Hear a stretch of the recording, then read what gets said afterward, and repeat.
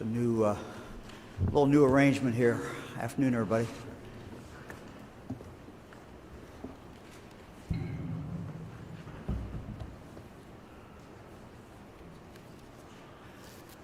Well, I want to begin by acknowledging it has been a sad day in Ohio for the last 48 hours on our roads.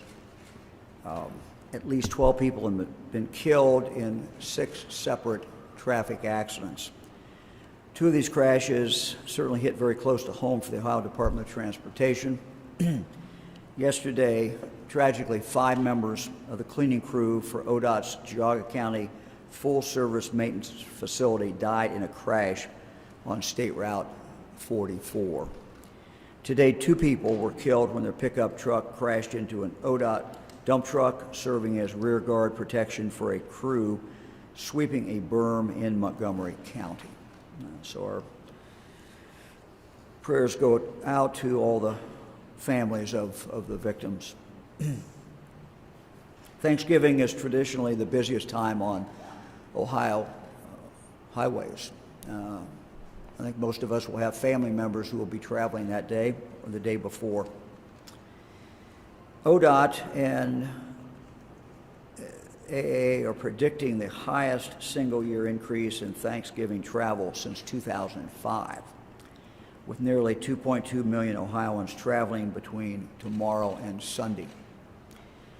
So we would just ask everyone to please drive carefully, buckle up, don't drive distracted, don't drive impaired, and please do not speed.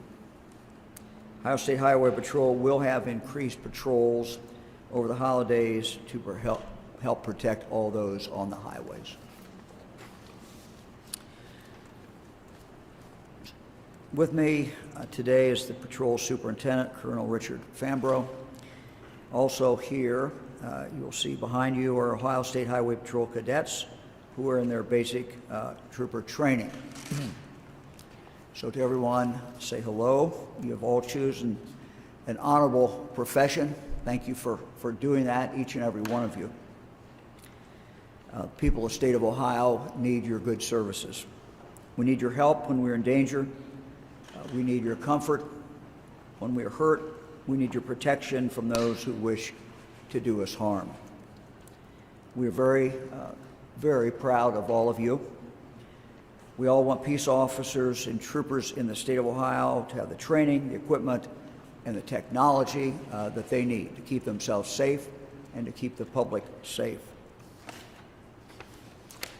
And this is the reason that we're here today for this press conference, to announce the statewide rollout of an important piece of technology. Important piece of technology that will help protect our Ohio State Highway Patrol troopers, help them better serve the public, and that is what we're talking about, of course, is body cameras. Now, the patrol has had dash cameras and rear seat cameras now for more than 20 years. They've captured countless interactions between troopers and the public. They've also recorded many acts of heroism. For example, just a few weeks ago, a video was released showing a trooper running alongside a vehicle to help a driver who was suffering a medical emergency. Another video recently showed a trooper pulling a driver from a burning car. But the current in-car systems have limitations. As technology has evolved, body-worn cameras have become a standard tool for law enforcement. These cameras are like an impartial first-person account of every interaction with the public, every arrest, and every traffic stop. Last year, I asked Colonel Fambro to develop a strategy to outfit every trooper in the state of Ohio with a body camera. Today, we are rolling out the first phase of the body camera distribution to every patrol district in the state. So we start it today. This new system will integrate new dash cameras, new rear seat cameras, and new body cameras into a single system that will simultaneously record the interactions between our troopers and those driving on our highways. When the lights and sirens start rolling, so will the body cameras. The Columbus District will be the first district to receive these body cameras. The rollout will then continue in this order. Next will be Wilmington, then Cambridge, then the Piqua District, then the Jackson District, the Cleveland District, then Bucyrus District, the Warren District, then the Findlay District, and finally, Patrol Headquarters. This rollout is beginning immediately. We're expecting that the full rollout will be completed by May of next year, May of 2022. The new system will go far to help our troopers better serve the public. The cameras will allow for the detailed documentation of crash scenes as well as crime scenes. They'll help enhance the accuracy of incident reports and of court testimony. The recordings will be used as evidence to convict drunk drivers and drug traffickers who are driving on our highways. And of course, these cameras will be an important tool for community police relations. They'll enhance public trust and give our citizens another reason to have confidence in the professionalism of the Ohio State Highway Patrol. In total, the patrol has purchased approximately 1,500 body cameras and 1,200 new in-car systems. Everyone from field troopers to supervisors to motor carrier units to our Ohio investigative unit agents will wear body cameras going forward. The total cost for the new camera system is $15 million over the next 5 years. This will all be paid out of the patrol's normal operating budget. This cost includes not only the camera equipment, but also video storage, installation, maintenance, training, and other operational costs. The price is a big reason why many smaller agencies do not have body cameras. The one-time cost of purchasing the camera is one thing, but the storing and the retaining of the videos is another significant cost that many times prohibits local law enforcement from utilizing them. That's why, as part of our new operating budget, I worked with members of the Ohio General Assembly to have set aside $10 million for local agencies around the state of Ohio who can apply for expenses related with launching their own body camera programs. The Ohio Office of Criminal Justice Services opened the first round of grant funding for $5 million in September. The application period was open for a month, and in that time they received about $16 million in grant requests. An additional $5 million will be available next year under this budget, and further we hope to announce grant awards. Let me just say we hope to announce the grant awards for this first $5 million before the end of the year. But the sheer volume of requests, I think, indicates to us a very significant need and a desire out there for these body cameras. And so we will be talking with the General Assembly about additional funds in the future. Now let me turn it over to Colonel Fambro. Colonel? Thank you, Governor. Very fitting remarks about our fatality picture. Yesterday, as well as throughout the year. Anytime any citizen loses their life in a miserable car crash, we are concerned. Director Marchbanks, I appreciate you, sir, for being here. We will be very focused, laser focused, during this holiday reporting period to ensure that anybody using Ohio's roadways get to their destinations, hopefully in a very safe manner. So last week, the patrol celebrated its 88th birthday. That's significant because since 1933, we have been on the forefront of professional traffic safety services throughout the state of Ohio. Today's announcement is another example of our commitment to transparency and making Ohio one of the safest places to live and work. Our troopers have been working in front of cameras for over 20 years. Therefore, it is not a new practice for the patrol. yet an enhancement to our current capabilities. And I'll date myself because it actually goes back about 30 years. As a young trooper assigned to the Dayton Post out of the Academy in 1990, shortly after I got to the Dayton Post, I was selected as one of the first troopers to test our in-car video system. So I have a great deal of confidence and belief in that transparency piece. To the cadets who are here with us this afternoon, you are the next generation of troopers and will be our first class to have this resource for the duration of your careers. The addition of a body camera is another tool to our professional operations toolbox, which enhances our comprehensive system to address the issue of bias-based policing that has been in place since January of 2000. To provide some perspective, since 2018, troopers have had contact with over 3 million motorists, 3 million traffic stops. The protection of our constitutional and civil rights of people we serve is of paramount concern to the division. We have in written policy that during all law enforcement contacts, troopers conduct business in a professional manner and do not engage in any behavior, and I'll underscore that, any behavior or activity that constitutes bias-based policing. On a continual basis, supervisors objectively evaluate policies, procedures, and practices to ensure fair and impartial treatment of all people with whom our troopers and employees have contact. The monitoring and review systems established in 2000 remain in place today and have been continually refined as data collection systems and technological capabilities have improved. The body camera adds another level of transparency, and we welcome that. We welcome that. Again, we've been using cameras for a long time.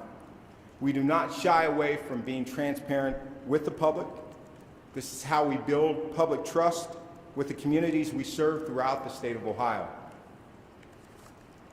The new system contains 3 high-definition camera views, as the governor stated: the body camera, which is the addition, the dash camera, and a rear seat camera. The body camera will be the new component for the patrol, adding an additional angle for the rare occasion that previously occurred off camera due to stationary placement of the current in-car system. This is an integrated system which activates all onboard cameras when the patrol lights are activated, and has been the case with our previous in-car system.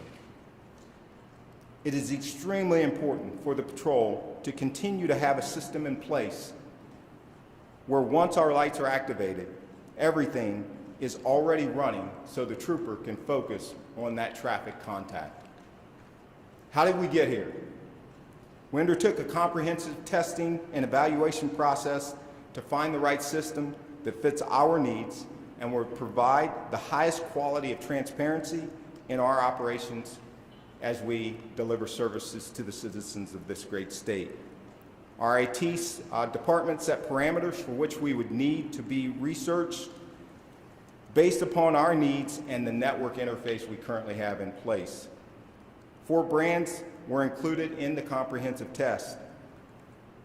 The testing began in summer of 2020 when the governor announced that we would be equipping our troopers, and was completed in the fall of 2020. We then proceeded into the draft and approval process of the contract. It took a while to get this done. There are many layers and facets to it. The transition started November 2nd here in the Columbus District, and as the governor just said, the new system will be fully integrated and in play by May of next year. We critically reviewed all ranks and positions to determine the need for the issuance of body cameras and in-car systems. It was determined that all ranks from field trooper through staff lieutenant, operational positions, motor carrier enforcement inspectors and supervisors, OSHP police officers, Ohio Investigative Unit agents, and agents in charge will be wearing body cameras. This past September, division employees throughout the state were trained as train the trainers on the new system, and all employees who will be utilizing the system will be trained prior to wearing the system. I will end by reiterating, this is not new for us as far as the transparency. We've always been about developing a rapport and a community and public trust with the people we serve, and we pride ourselves in that. This is yet an enhancement to that toolbox. Additionally, I know that Sergeant Bryce Nyheiser from our Public Affairs Unit is here to provide a demo with the patrol car, and I appreciate Bryce for being here. This time, I will end.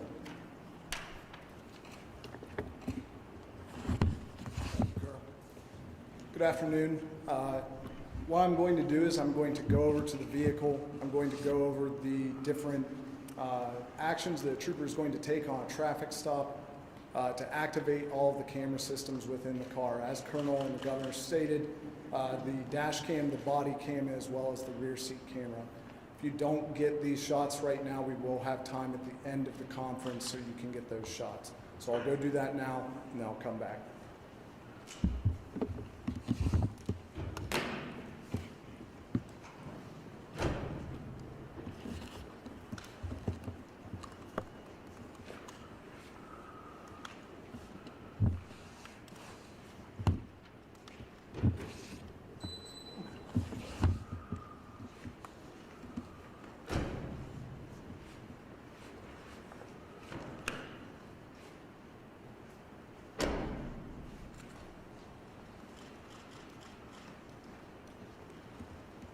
So as of right now, all three camera systems are active. The front dash cam, you should be able to see a red light on the dash cam showing that it is working. My body cam has a light on top that shows it is working, and the rear seat camera is also working at this time. The actions that I took were just to turn on the lights, open the door, and then open the rear door. Again, these are actions that troopers may take out on the road, and that's what's going to activate the camera system. This concludes the demonstration. I'm going to turn the equipment off and then hand it back over. Thank you.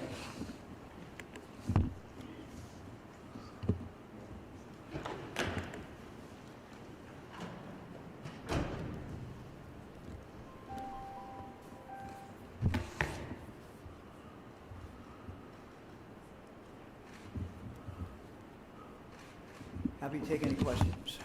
Can a trooper ever turn the camera off? Is it always running? Yes, it's always running.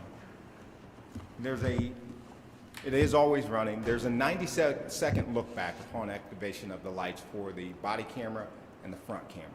And it's actually 60 seconds for the rear camera. Anyone else? You mentioned 1,500 cameras. Is that how many troopers there are in the state? There are more troopers than that, ma'am. Those are just the ones that will be equipped with body cameras. So not every trooper is going to be equipped with a body camera? No, because you have people in administrative positions. These are operational positions. So anyone who's out on patrol on the road, they will have a camera? Yes.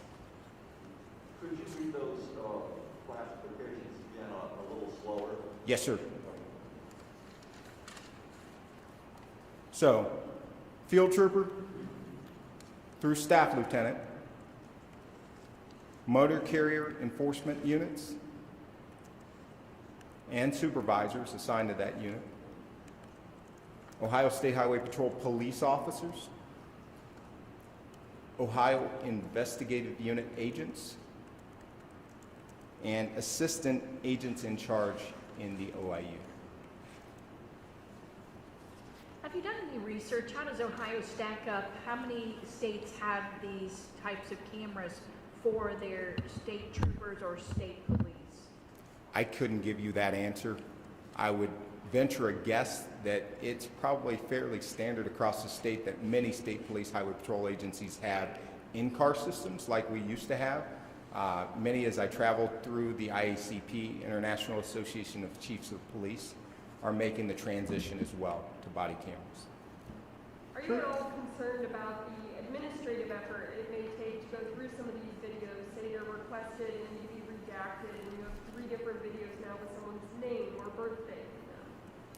Absolutely. It's always a concern. I mean, the sheer amount of data that's coming in from these cameras That's a very good question, Adrian. We are always concerned with that, but with anything else, you know, the transparency is worth the effort to go through and ensure that we respond to those public record requests, but that we're also producing the data so that we have the material.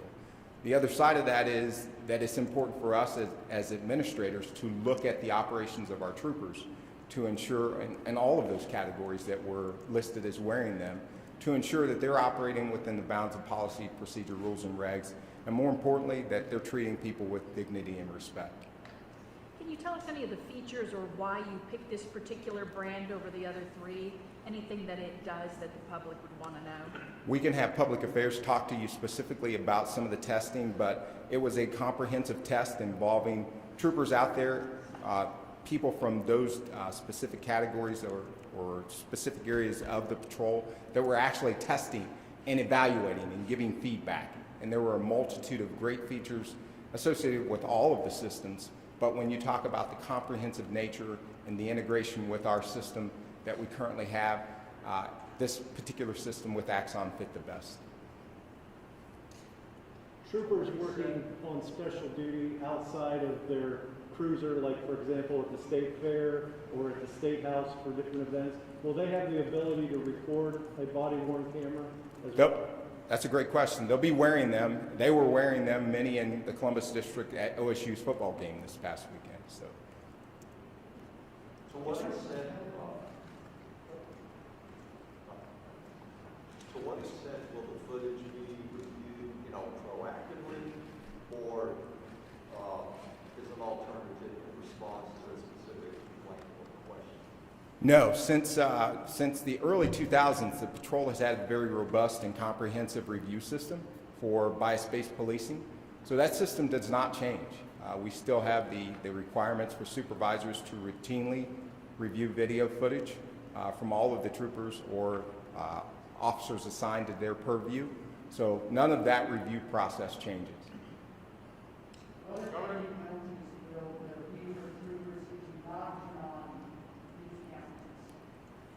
They actually self-activate. So as far as penalties, we have a system in place where we have a discipline grid that actually assigns penalties based upon the infraction. So they can be disciplined for failure to record. Colonel, just thinking back on the question over here, it sounds like lights is what activates these body cams. So for troopers at the State House and Ohio State team operating outside of cruiser, how do they? They can self-activate, yes. Question for the governor. Governor, if you could talk a little bit about the riots and the damage done to the State House, did that have any bearing on your decision to make sure that we had these cameras for troopers? Yeah, I missed the first part, I'm sorry. Did what? What was the? With the State House damage during the riots, did that have an impact on your decision to ask for these cameras for troopers? No, not really. This is just best policing practice today. And this is, frankly, where we think every department should be. And we have an obligation to patrol, to lead, set the example. We understand that what's holding a number of small departments back is simply money, and we're trying to deal with that and supply them with the money in the next, over the next several years, so that everyone will have the opportunity to have this kind of cameras available. Governor, I have a question about the congressional map signed on Saturday. In 2018, you said you wanted a map that was bipartisan and met the voters' wishes. How does the map signed Saturday achieve both of those goals? I'm sorry, I couldn't catch the last part of it. How does it what? Yeah, so you said you wanted a map in 2018 Right. that was bipartisan and met the wishes of the voters who voted in 2018. I guess, how did the map signed Saturday meet both of those goals? Well, as I said in regard to the legislative maps, I'm sorry that we don't have a 10-year map. A 10-year map, by definition, would have been bipartisan. And so I'm disappointed that in neither case, the legislature or the congressional maps, does it appear we're going to be able to have a 10-year map. I stated in the statement that we issued the other day when I signed the bill, the reasons why I signed the bill. And so, I would just reference that statement. If you look at the map that had been proposed, the congressional map that had been proposed by the Democrats versus the one that I signed, and also look at the current map that we are operating under today, I think this map is clearly a better map. If you compare it with the map that the Democrats were offering, number one, has more competitive districts, and I'll come back to that in a minute. It splits fewer cities, splits fewer counties, has more communities of interest that are not split up. So on all four of those counts, the Republican map was better. If you look at the criticism of our congressional maps across the country over the last, 10, 20 years, criticism by people who have written thoughtful stories. The number one concern has always been that there are not very many congressional districts that are competitive. The Republican proposed map, the bill that I signed, has more competitive districts than the Democrat proposal, has more competitive districts than the current districts that exist today. So I think competitive districts is important. And this map, the bill that I signed, has a significant number of competitive districts. Governor, what's your definition of a competitive district? You can define it any way you want to, but How are you defining let me it? just finish, Andy. Let me just finish, if I could. Whatever number you draw, you're going to find that the bill I signed was more competitive than the Democrat one. You have several districts that are 1, 2. If you use a 10-point range, which is not unusual, I think that you clearly have more with the bill that I signed than the Democrat one. If you look at what happens in Ohio, we have elections that, 1 year it's the Democrats year nationwide, and the other year it's the Republicans. And so you can have a fairly significant shift back and forth. We've also had in Ohio some historic changes in districts as well. But I think, to me, it is important to look at competitive districts. And I think, and I interrupted you and I apologize, but you come back, I'm sure you will. But I think by whatever definition you use, there's going to be more competitive districts in the bill that I signed than in the proposal that was put forward by the Democrats. Let Andy, I think, Andy, go ahead. So a 10-point split, if Republicans outnumber Democrats by 10 percentage points, that's still considered a competitive district? Well, I think, again, it depends on how you want to define it. If you define it a 10-point split, you certainly have a significant number of these that are competitive. The fewer numbers you get, and the closer you define it as being, then the fewer competitive districts that you're going to have. But this is still a state that, although it has certainly trended Republican, you can look at those districts, and in a given year, you could envision Democrats winning those districts. You also, in another given year, could certainly see Republicans winning. So, I don't think the question is, what do we guess the next election's going to be, a Republican or Democrat? I think that's not the right question. I think the question is, if it's a Republican year, how many would go one way? If it's a Democrat year, how many could go the other way?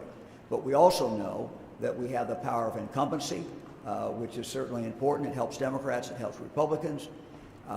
You have how much money is put into a race. You have who the candidate is. So all of these things are variables. So I know that, you know, a lot of discussion about going to the web and seeing, well, what kind of district is this? How does such and such, you know, how do they rate it? But the reality is these elections are run with people, and they're run in different election years. And I've run enough, frankly, to know that there's some years in this state that, you know, no matter what you do, if you're a Republican, you're not going to win. And there's some years that go the other way with the Democrats. So in judging whether those are competitive districts, I think there has to be enough leeway in there to allow for that wave, for a wave election.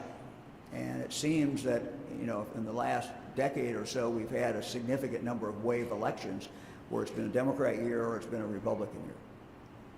And I benefited from some, and I've been hurt by some too, so I get it. Governor, Lieutenant Governor John Husted was just named by former First Energy executives Chuck Jones and Michael Dowling as somebody who might have discoverable information related to House Bill 6. What's your reaction to that? Well, I don't know anything about it. You know, what you're telling me is the first thing I knew about it. So I'd have to look at what he said. I don't really have a reaction. The lawsuit that was filed against the congressional map takes particular issue with the redistricting commission never acting on the map at all. Were you disappointed? Could you have gotten the redistricting commission to have some meetings on the congressional map? Well, I'm not going to, you know, look, I'm not going to replay the game. As you know, this is both the legislative map and the congressional map are now both in court, and I'm just not going to, you know, go beyond what I've already said. Governor, you talked about, you've been talking about defining ever since last June of 2020. It's something you can do administratively without help from the legislature. Where, as part of the police reform plan you outlined in June 2020. In terms of the police reform plan you talked about back in the spring, that's getting ready to be introduced to the State House, what's the status of any legislative side on some of this police reform plan you've been talking about? Well, that bill is still pending in the legislature. We still believe it's a very rational, even-handed approach, and I would urge the legislature to take action on the bill. The facts have simply not changed. You know, the bill was put together with a widespread group of people, including FOP, including citizens groups. I think that if you spelled out those items for the public and asked how many of the items in the bill they agree with, you would find that the vast majority of Ohioans, Democrats and Republicans, liberals and conservatives, moderates, would agree with what's in that bill. So I would urge the state legislature again to take action on this. I think it's a rational approach that will give the public, I think the public will feel good about, and I think the public will feel confidence in.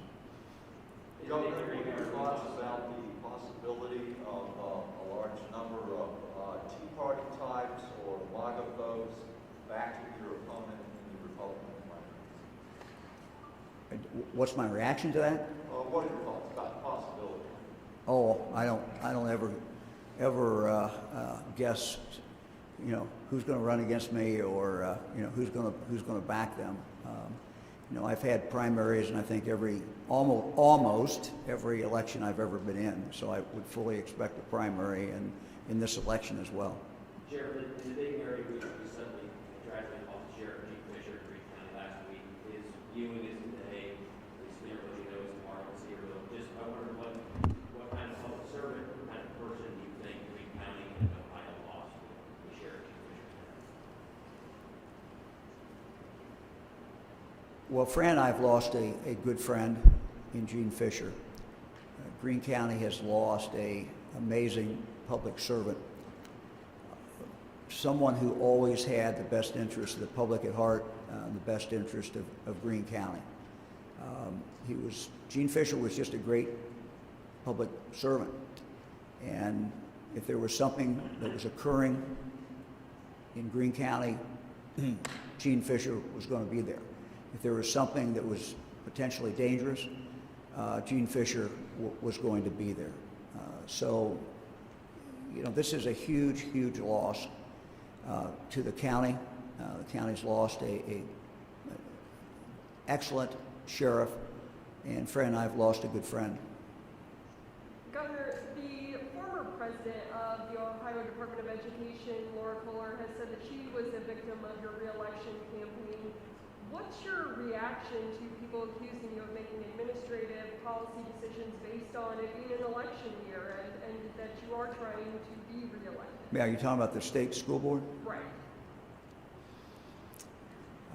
That was, I think I explained clearly what happened. The legislature confirmed 3 members, 2 they did not.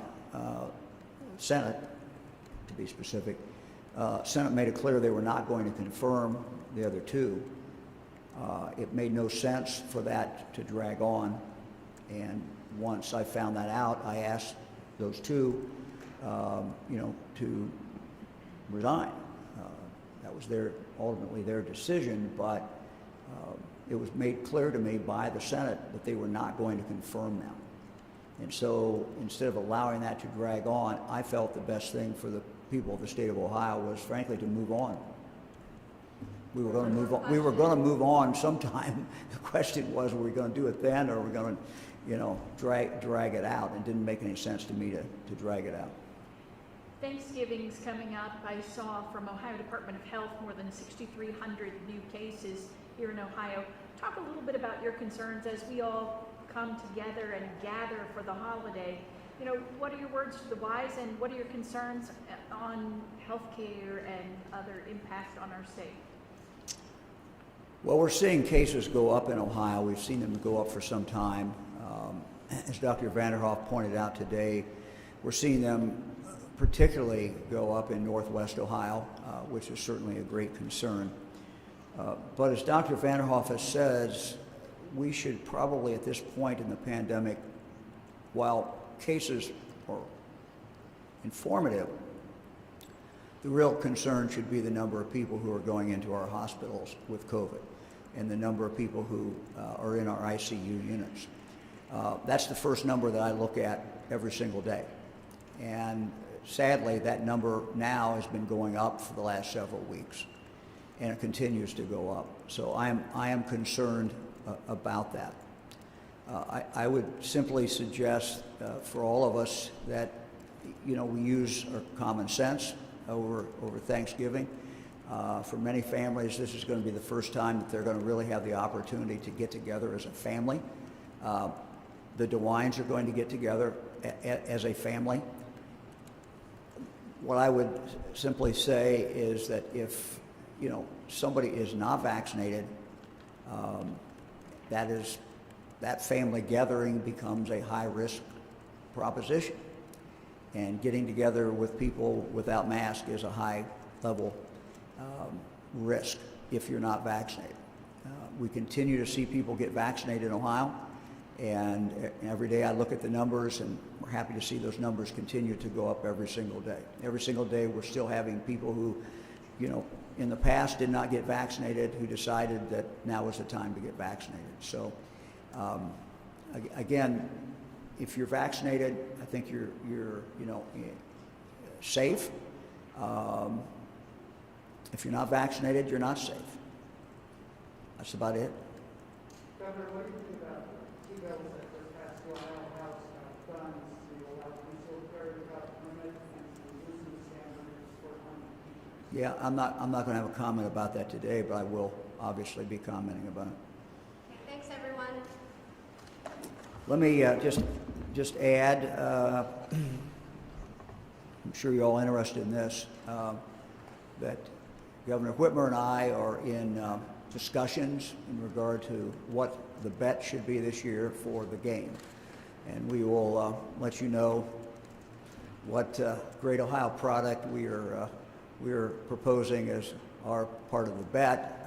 We don't imagine that we're going to be paying off the bet, but we will offer some Great Ohio product, and we'll let you know as soon as Governor Whitmer and I get that worked out. Thank you very much. Happy Thanksgiving, everybody. Happy Thanksgiving.